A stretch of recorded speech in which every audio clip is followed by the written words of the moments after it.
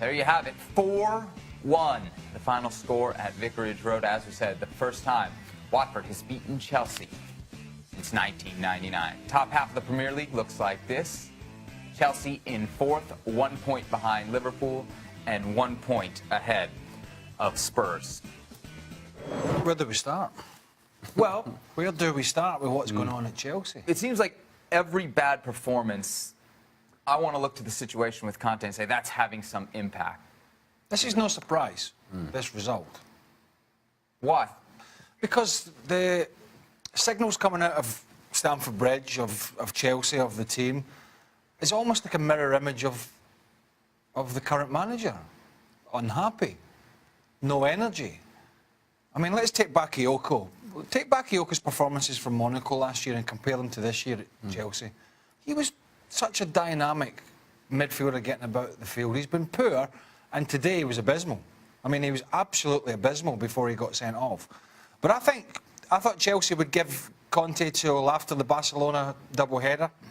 But I personally think now they should sack him before. Because he's whinging, he's moaning, the team are not playing well, and they're in grave danger of dropping out the top four if Spurs and Arsenal put a run together. For a manager that we have in the past talked about the energy that he brings on the sideline, his body language, and no, we're not body language experts, but his body language in the past has been one of intensity, urgency, getting his players in certain positions, supporting the team from the sidelines, organizing. None of that is happening right now for Antonio Conte. The team scores a goal, doesn't matter. They get scored on, it doesn't matter. Nothing matters at this point for Antonio Conte. And when you see that lack of energy, that lack of urgency, it just tells me something very simple. He doesn't want to be there. He's asking, he's begging to be fired. It's as simple as that. There is nothing about Antonio Conte that tells me or tells anybody else that he wants any part of this job. Stevie? I think when you watch his team playing, it's completely the opposite of a guy who we said last season what a great coach he was. You know, he turned it round, he went to 3 at the back. They were so organised, it was incredible. Well, this Chelsea team you see now is a shambles. There's absolutely no correlation from the back to the middle to the front. You got a bunch of guys running around in a blue jersey, not knowing whether to go forward, go back, go sideways, nothing. And to me, that's down to the coach. He's taken his foot off the pedal. I just don't think he wants to be there. No. To be fair, he's not the only manager this has happened to at Chelsea. No, it just seems to happen quite a lot. So why wouldn't you play Giroud? You know, I don't know if he's 100% fit, but surely to God he is. Why the Hazard through the middle, right? Flanked by 2 players, this time Willian and Pedro, hasn't worked. Hazard through the middle on his own has not worked, right? Now, is he another manager that's trying to make a statement and saying, well, this is not the guy I wanted to get in? You just get him on the pitch, man. That's what you've bought him for. He's only on an 18-month contract. Get him in, get him playing, and get Eden Hazard in his best position. But no, he leaves him on the bench. That's just one of the problems. That is just one of the problems. If any of us here don't believe in what the Chelsea board are doing, if Conte doesn't believe in what the Chelsea board are doing, or whatever, it doesn't matter. That's what the players they target are the players they target. He's there to coach, right? He's there to coach, and they make financial decisions behind the scenes.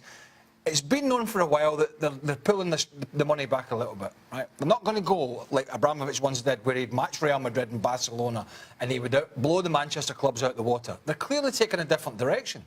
Now, he's just got to get on with that, Conte, but he's clearly shown the Chelsea board, and more importantly, the Chelsea owner, that unless he gets it his way, he wants to go. Well, I'll tell you what, this Russian owner at Chelsea, he'll make sure it goes, because he's seen bigger and better managers offer than Antonio Conte. it was such smooth sailing for so long, and then Diego Costa happened. Well, you don't text people either about a move. Well, do you think this traces back to that? Well, that's just bad. I mean, whether Conte was a problem for him, I don't know. But we all know you don't text a player to tell him he's not wanted. It's bad man management. You don't do that with somebody who's in the back end of your roster. Never mind someone who's in the front end. One of the most important players you have, perhaps the key as to why you won a title, because of the important goals that Diego Costa scored, because of what he means to the club. You have to reach out in a manner in which you manage the player, because that's part of your job as well. So that was mismanagement. And from then on, we can point out to so many other circumstances where Antonio Conte just feels like, look, like he wants to do something else. Like this is no longer part of his priority. And the lack of urgency and energy that we saw once again today on the sidelines, I think is appalling. I mean, you're really telling me that he didn't understand how Chelsea worked when he took over the job? He had stuff.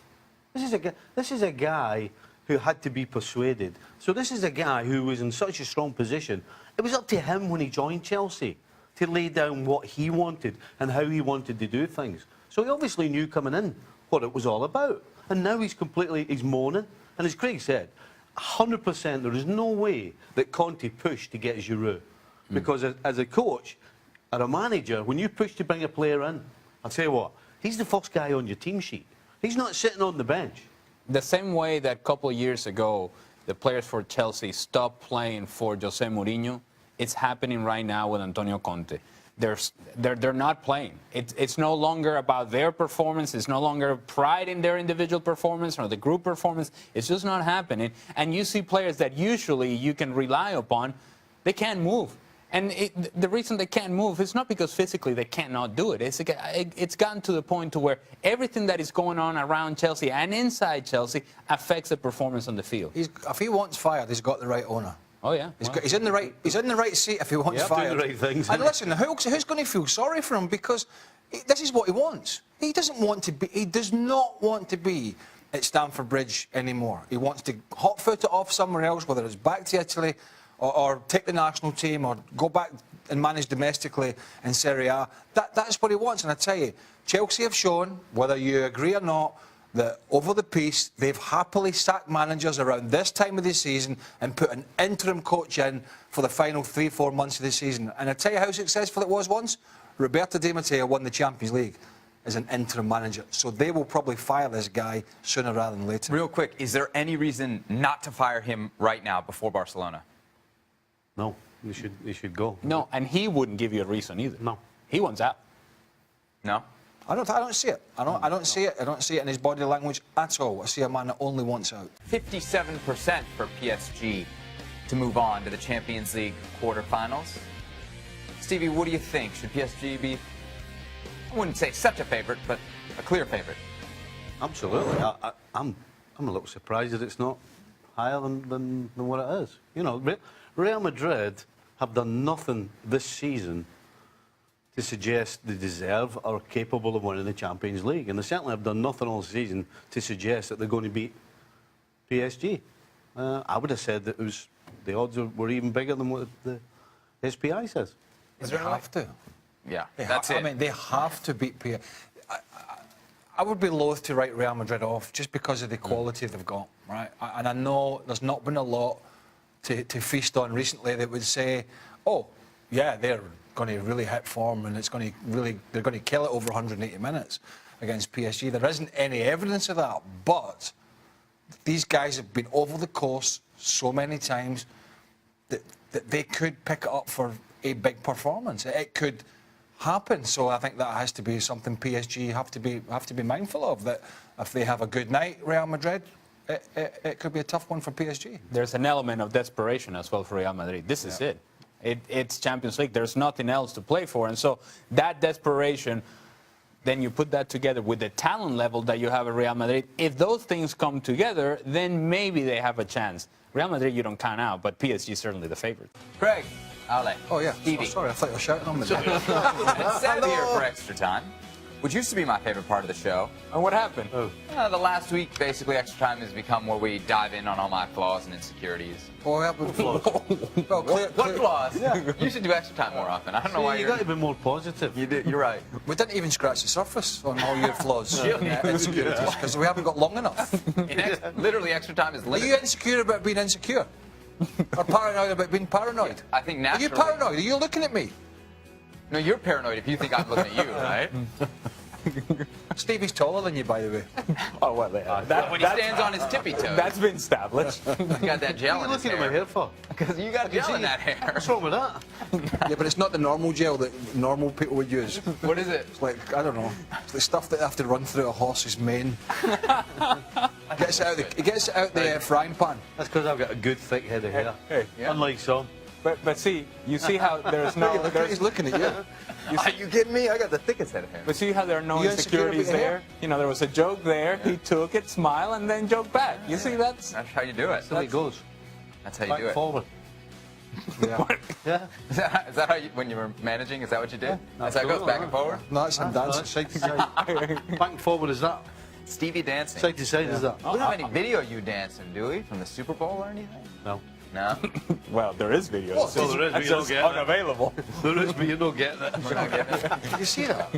All right, let's Did you get see to what the... that was there? What? I thought it was Thomas Rongan driving past Gonzalez's house. Do you not? Tom?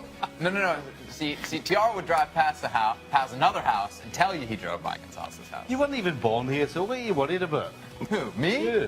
Yes, I was. Where? And whether I was born here or not has nothing to do with my concern over Jonathan So where were Gonzalez. you born? In Arlington, Virginia. Oh, right. That sounds nice. Yeah.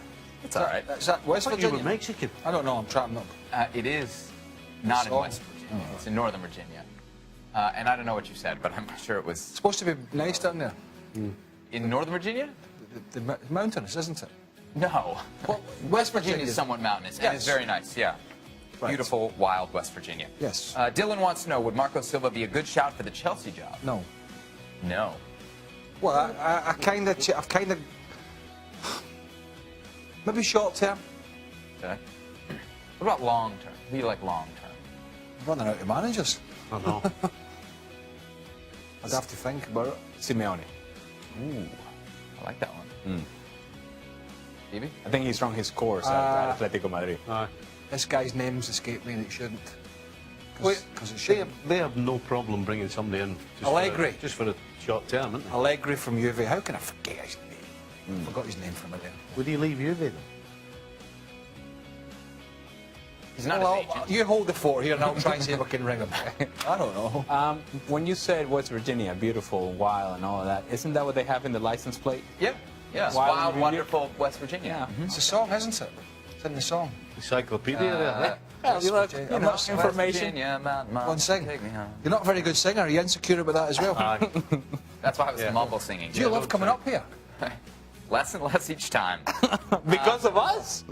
No, because of him. Oh, okay. It's a not personal thing. Do you miss Herrick when you go? When you go back to DC, You know, he just flies with me. Do you miss We're him? actually together all the time. Yeah. Was he your Batman? No. No. No, I'm his Batman. Oh. Yeah. Did you just call me Robin?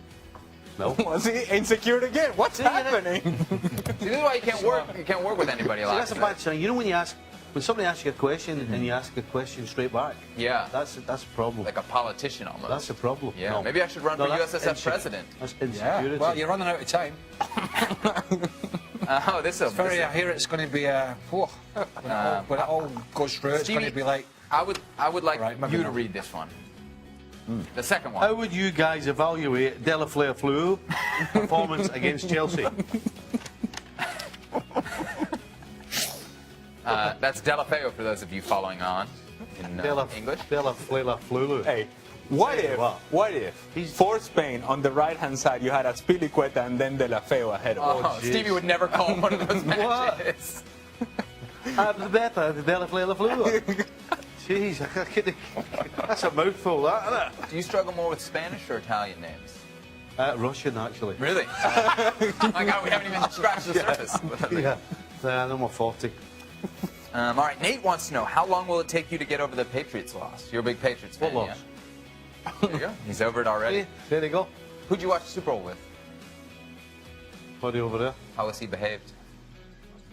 Impeccable. Okay. Wow. Apart from. Apart from a couple of obscenities. You?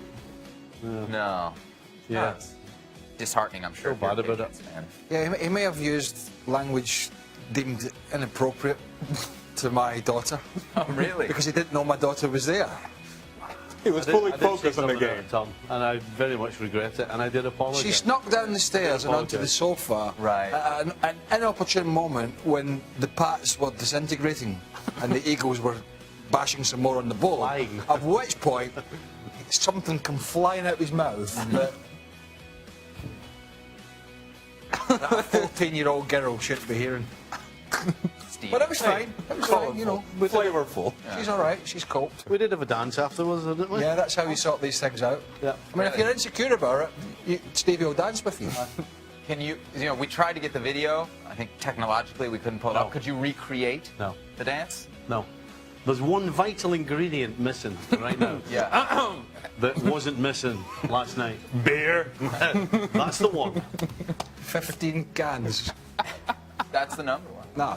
I will say I thought I was Mr. Flatley. I thought I Really? did a very good impression of Mr. Flatley last night. I wish we had that video. Yeah. You know? Michael would have been proud of me. All right.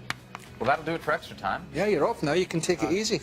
Back to back home. Back home, relax Well, a couple days. Why do you hate North Virginia? I don't hate Northern Virginia. It's Northern Oh, Virginia. They don't call it North Virginia. They call it Northern Virginia. Yeah. Northern Virginia. Try to give me a lesson now in history. No, not. It would be geography. Geography. Let's pick the right subject. Not the same to me. History, geography. I know nothing about either, so it doesn't matter. All right. Well, this crew will be back on tomorrow's show. What about you? What about you? Oh no. Please. What? Please, Come come on, on. Seb. All of you. All Please. 5'9" of you. No. Please, All, sir. all 5'9" of Dan is back. Come on, buddy. Yeah, right. Are Manchester United equipped now in an attacking sense with Alexis Sanchez through the door? Craig Burley, your thoughts on some of these comments suggesting that Jose Mourinho is fairly happy with what he's got in terms of how he can organise his front two? Yeah, well, I mean, if we take Ibrahimovic is probably going to be going. That leaves kind of Lukaku, who he's either convinced long-term in him or not. I would say it's 50-50 at the moment. He's not even had a full season yet. Then you've got Rashford, you've got Martial could play wide. Mata signed a new deal, albeit short-term. Good squad player, always get a good job off him. Sanchez is in, Mkhitaryan out, as you know, Ross. So I think that there are some options there, but I just think you never say never. If that player comes up, United have the power to go for a particular player if he comes on the market and is available. So I wouldn't say they're not going to go for an attacking player, but I think he will be looking at full-back positions. He will be looking at getting somebody in there to help Matic, and that would free Pogba on a more regular basis. Somebody maybe to come in alongside Eric Bailly eventually, because Lindelof's been signed, but I don't think he's convinced about him. Smalling and Jones have been better this season than they were last, where he criticised them. But I just think it's an area where he'll look to strengthen defensively. But if that player comes up, i.e. if Gareth Bale comes available, I'm sure United would be pitching for a Gareth Bale. You're always looking to improve, right? Mourinho's always wanted to improve, regardless of what he's got at his disposal. Attacking-wise, he's got a lot of players there that he didn't bring in. Do you think he wants to play three? Do you think he wants options to switch it up? Or do you think he simply wants to bring in a better level player and then build his team that way? Yeah, I think it's just about bringing in the level of player. I think that's what he's looking at. He's got other concerns. There's been some reports again about David De Gea this week. Potentially that Madrid thing won't go away. He's been so important for them.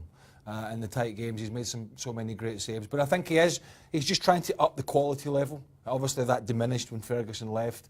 The older players left, Moyes came in, Van Gaal came in, and the calibre player wasn't to the standard that United are used to and what Mourinho's used to. So he's going to try his level best along with Ed Woodward to put that right. And it doesn't necessarily have a position. I think it's just about a player.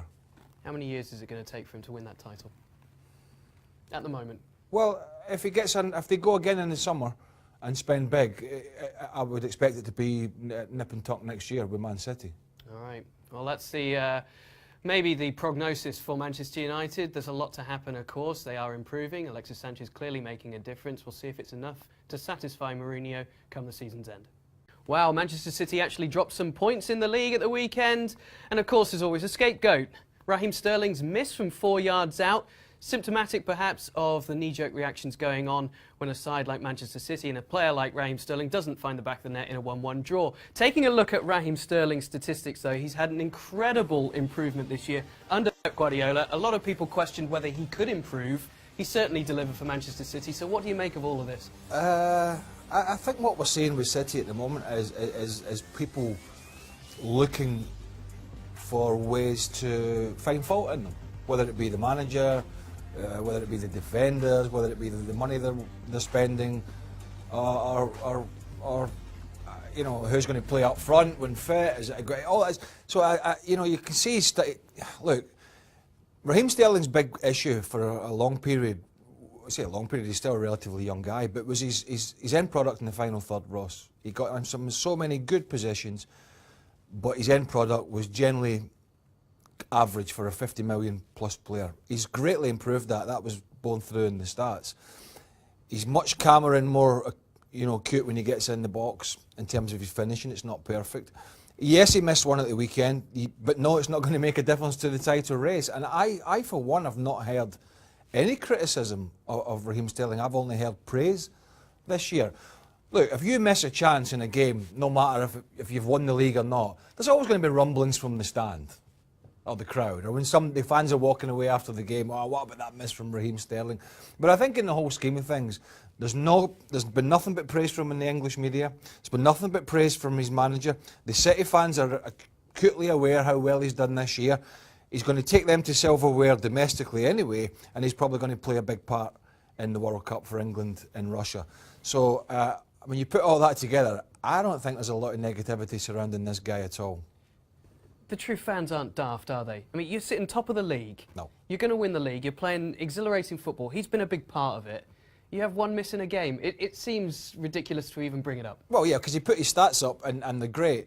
If he'd been down at 3 or 4 goals for the season with the possession they had, and had they been, say, nip and tuck with Man United, level on points, then you're opening yourself up for a whole new world of criticism.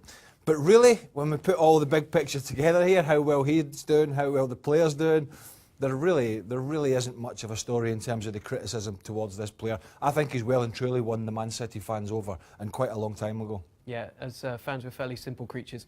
And in terms of Raheem Sterling, 23 years of age, the improvements he's shown, it should only get better from here on in, as long as Manchester City stick with Guardiola and Sterling sticks with Guardiola himself. The bar's been set quite high this week. Is it? Apparently for the Power Rankings. Top 10, your Monday wake-up call as to the best of the action around Europe, as to what happened, who were the top performers. We've got Aaron Ramsey coming in at number 1. We can start here, though. Ademola Lookman, on loan from Everton, goes to the Bundesliga, first appearance off the bench, scores a winning goal. Don't get any better than that, does it? Seemed to have upset Sam Allardyce when he left, wanted him to go somewhere else. First Englishman in a long time to score in the Bundesliga, so yeah, big one for him. I have to say, I've seen better lists. Have you? Come on. I've seen better lists. We've got Luke de Jong banging them in for PSV. We've got Christian Stuani, Girona. Workhorse, getting a couple of goals there. Henrik Girona players in here. Oh, Mkhitaryan, yeah, did have a... wasn't his debut, because I think he played a bit at Swansea, but it was his home debut. And he was extremely influential. Aubameyang played instead of Lacazette, that was expected. And he linked up with Ozil quite well. That being said, Everton did make it particularly easy, but it was a good home debut for him. And Higuain got a hat-trick. When it was already 4-0. 4-0 against Sassuolo, so I'm not quite sure about that. Yeah, but Aaron Ramsey at number 1, he's had some injury problems recently, but it was a big hat-trick for him, and Jack Wilshere was moved onto the bench. Maybe that's a bit of a telling story going forward as well, but I think Ramsey said he's a little bit upset. I might be wrong here, I might be paraphrasing, but I think he's a bit upset about some of the stick he gets from the Arsenal fans, so that's one way to ram any stick down their throat. Some honourable mentions here. Another player from the Premier League who goes to the Bundesliga and does exceptionally well. Michy Batshuayi for Dortmund, got a couple of goals and an assist in their win. Well, it's only one game, but you know, I think he's clearly not wanted at Chelsea under the current management. That could change. So he's going to get game time. There's a big World Cup for him, for Belgium in the summer, so he needs to play. So that's good for him and for Dortmund in there. Khedira's not somebody you kind of, not now in this time of his career, he's not really a goal-scoring midfielder, but he had a very productive weekend. And now he's scored more goals than he has at any point since leaving Stuttgart. Mo Salah. Oh. What a weekend, what a player. Been fantastic. I mean, you know, we're going to see him I think we're going to see him at the World Cup, aren't we? Yes. Yeah, we're going to see him at the World Cup. He's been absolutely amazing for Jurgen Klopp. The Liverpool fans love him. He's scoring simple goals, he's scoring great goals, he's got the trickery, the balance, the physicality of the Premier League's easy for him. And this was a guy who, you know, had to go to Italy after was discarded by Chelsea to get going again. Liverpool picked him up, and with the sale of Philip Coutinho, the fact that he's stepping up to the plate almost every week is just amazing. The goal-scoring return has been great, and yeah, well done to him. Yep, perfect fit for Liverpool, it seems. So there's the top 10. Let us know what you think, as always, at ESPN FC.